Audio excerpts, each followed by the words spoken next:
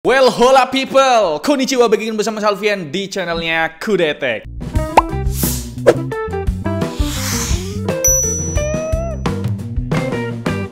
Di Kude Times episode ke-12 kemarin, buat yang belum tahu, Kude Times itu segmen berita, bre. Kita tuh ada nampilin berita soal Xiaomi menjadi raja ASEAN. Dan fakta yang ulala bombastis, HP paling larisnya mereka itu bukan dari Poco series, Xiaomi angka series, apalagi Redmi Note series, melainkan Redmi 14C yang menjadi HP terlaris ke-8 di dunia. Ini sebuah anomali maksudnya. Ada dua HP 1 jutaan, yaitu Redmi 14C dan Samsung Galaxy A06 di tengah gamparan HP-HP flagship dari Samsung dan juga Apple. Di video kali ini, kita bakal nge-review penerusnya, yaitu ini dia, Redmi 15C yang ngebawa segudang upgrade ya dari Redmi 14C. Apakah dengan upgrade besar-besaran ini bisa bikin Redmi 15C lebih laris dari pendahulunya? Kita tunggu aja laporannya tahun depan deh. Nah, sekarang kita fokus dulu ke pembahasan lengkap dari Redmi 15C ini, bre. Oke, kita mulai dulu bahas dari desainnya yang ternyata berubah cukup masif. Dari yang awalnya punya bump kamera melingkar, sekarang tuh tampil lebih stylish dengan finishing duo boba, bre. Jujur aku pribadi sih demen desain yang sekarang ya, lebih kalmai gitu loh. Gak menarik perhatian jambret gitu ya kan. Emang jambret pilih-pilih HP ya?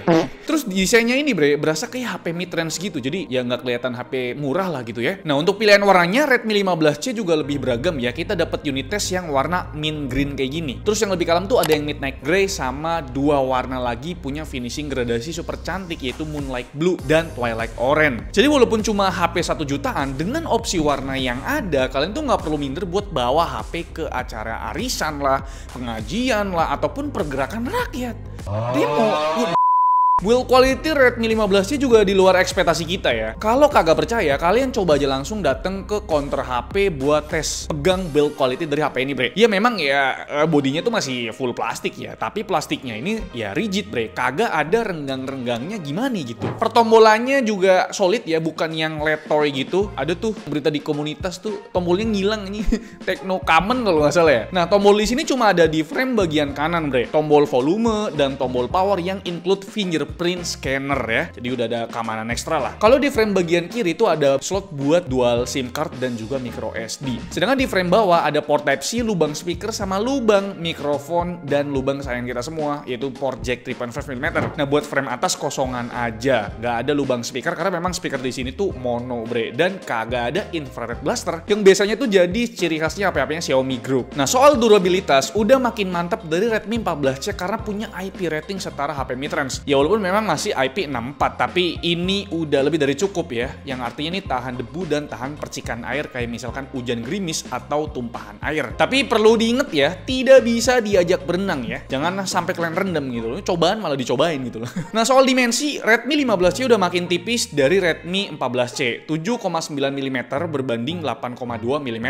Ini jadi nilai plus karena walau punya bodi yang lebih tipis, bre, tapi kapasitas baterai HP ini meningkat jauh ya. Dari yang tadinya 5000 mAh jadi 6000 mAh. Di pengujian PC Mark Battery Life itu bahkan tembus 18 jam lebih. Kalau buat pemakaian sehari-hari, kayaknya bakal jarang ketemu kabel charger ataupun power bank ya kan. Kemampuan chargingnya juga ternyata udah naik kelas, setara HP mid-range. Kalau sebelumnya cuma mentok di 18 watt, di Redmi 15C ini up to 33 watt turbo charger yang udah setara HP 2 bahkan sampai 3 jutaan ke atas. Ngecharge pakai adapter 33 watt bawaannya ini yang udah dapat di paket pembelian itu udah super kenceng. 36 menit itu langsung terisi 50%, dan buat ngecharge sampai full cuma butuh 1 jam 10 menit aja. Buat kelasan HP sejutaan ini kenceng banget, pak. Dan masih ada satu fitur mahal berupa reverse charging. Tapi ini bukan wireless ya, tapi wired pakai kabel. Berarti HP ini bisa jadi power bank darurat. Jadi kalau ada temenmu yang pakai iPhone Inter IMEI keblokir dan baterai health-nya udah servis, ya tinggal pinjemin aja HP ini buat jadiin power bank darurat. Dan sekarang beralih ke bagian layar. Memang ya, desain dot drop begini bakal jadi deal breaker terutama buat kaum menang-mending karena para pesaing terutama dari Transsion Holding ya kan, itu udah pada pakai punch hole gitu ya. Tapi aku pribadi tidak begitu masalah desain dot drop kayak gini ya. Dot drop, sorry ya. Nggak terlalu mendistraksi juga. Palingan ya komplainku soal bezel layar bagian bawah yang udah mirip dagunya Om Deddy.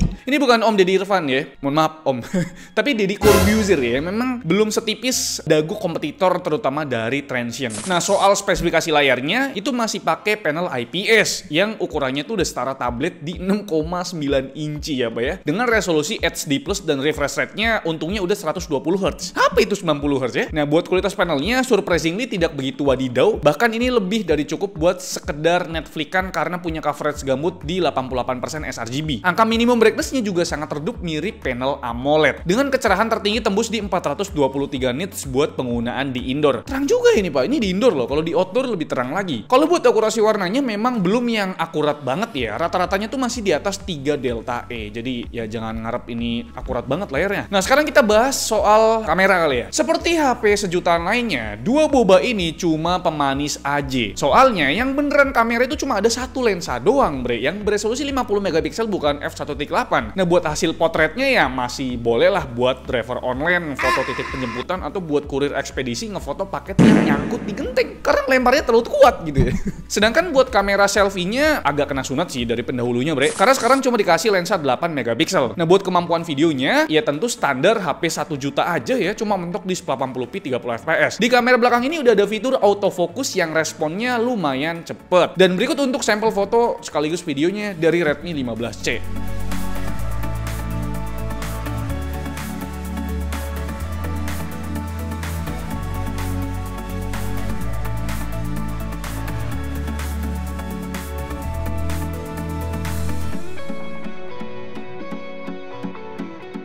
Ini adalah perekaman videonya dengan kualitas 1080p 30 fps. Ini saya pegang handheld dan saya jalan santai. Gimana menurut kalian? Ini adalah kualitas tertingginya.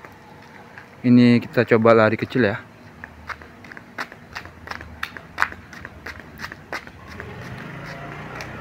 Dan ini perekaman selfie-nya dengan kualitas yang sama, yaitu 1080p 30 fps. Ini saya handheld juga perekamannya. Gimana menurut kalian? Untuk langitnya putih, nggak ada warna biru sama sekali. Tapi untuk wajah kelihatan jelas ya. Warna kulitnya cukup coklat. Dan ini gimana menurut kalian?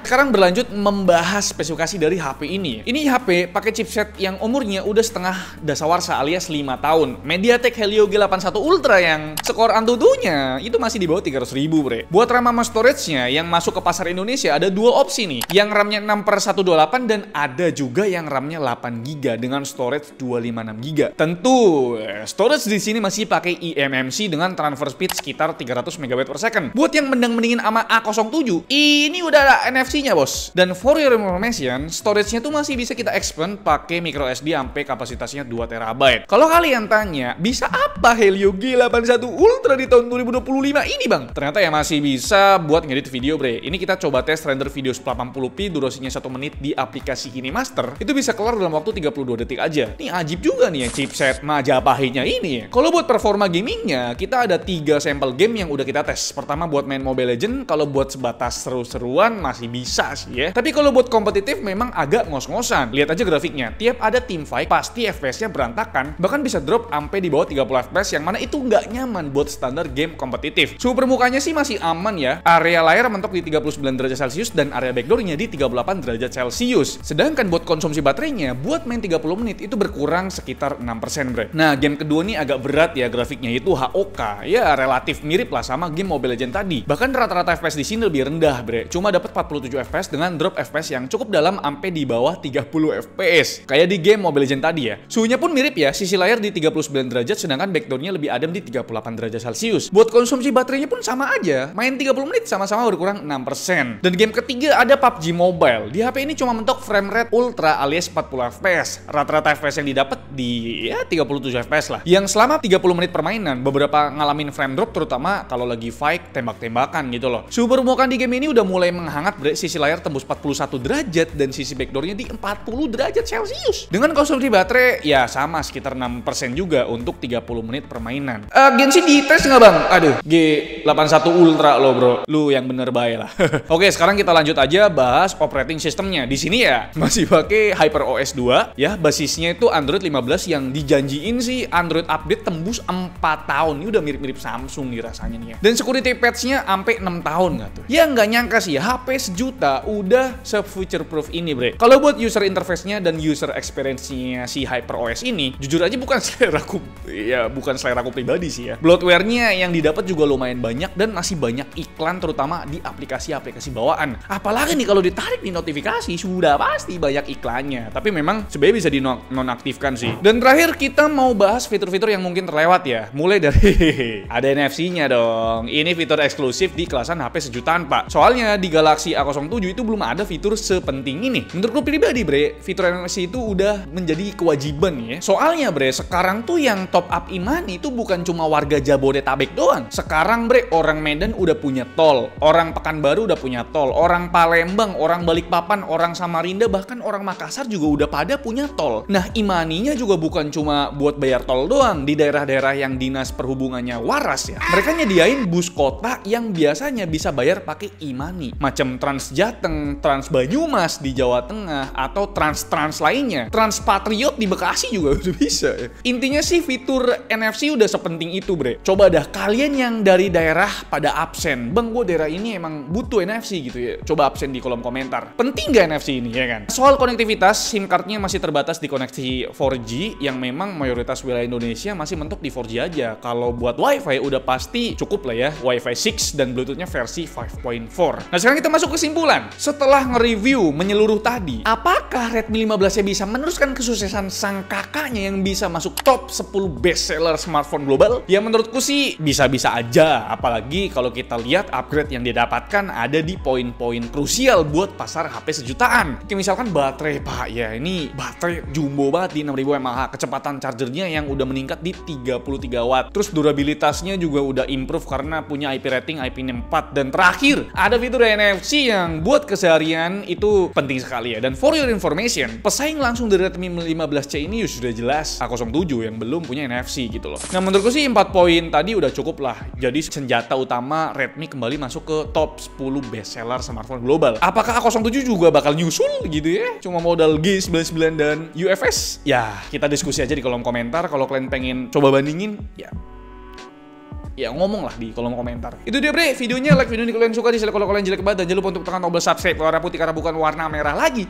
Selvian selaku host di channel ini ucapkan terima kasih. Sampai jumpa di video selanjutnya. Bye bye.